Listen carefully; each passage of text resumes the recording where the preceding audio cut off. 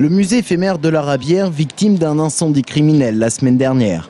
Près d'une centaine de voitures brûlées depuis Noël.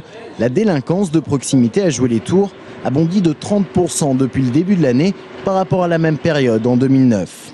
309 faits ont déjà été enregistrés avec un taux d'élucidation de 30%, mais qui chute dans les cas de dégradation sur les véhicules notamment.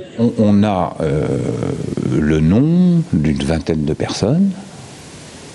Sur ces 20 personnes, il y a plus de 3/4 de jeunes qui sont des mineurs. Et on subodore que ces mineurs ne sont pas loin des incendies de véhicules. Quand j'en reçois et quand j'en vois qui me disent « écoutez, je ne peux plus aller travailler, je vais dans les zones d'activité à pied, ou je suis obligé de prendre le bus », parce que les gens n'ont pas les moyens de payer un véhicule. Alors les pouvoirs publics ont réagi aujourd'hui. Mairie, police, préfecture et autorités judiciaires ont annoncé un plan d'action, à savoir le triplement des patrouilles de la police municipale la nuit jusqu'à 3 h du matin. La ville va également embaucher 4 médiateurs qui assureront une mission de prévention la nuit auprès des jeunes.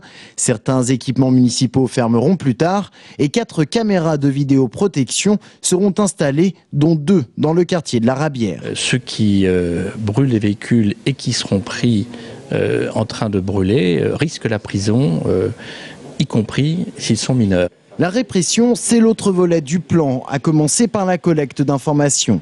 Dans ces quartiers où bien souvent règne la loi du silence, la procédure de témoignage sous X permettra d'entendre les témoins en garantissant leur anonymat. Les autorités rappellent qu'en cas de feu de voiture, les peines peuvent aller jusqu'à 10 ans de prison, aussi bien pour les majeurs que pour les mineurs. On a tendance à penser qu'avec les mineurs, on ne peut pas faire grand-chose au niveau de la réponse judiciaire. C'est faux, car les mineurs, à partir de 13 ans, peuvent se voir appliquer des peines d'emprisonnement. Simplement, au niveau de l'emprisonnement provisoire avant jugement, il n'y a qu'à partir de 16 ans que l'on puisse pratiquer cet emprisonnement provisoire.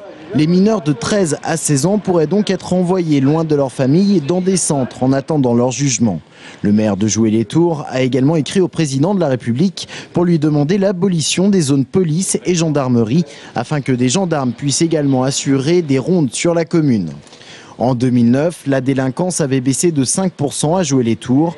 Les autorités n'expliquent pas pour l'instant cette récente recrudescence des faits.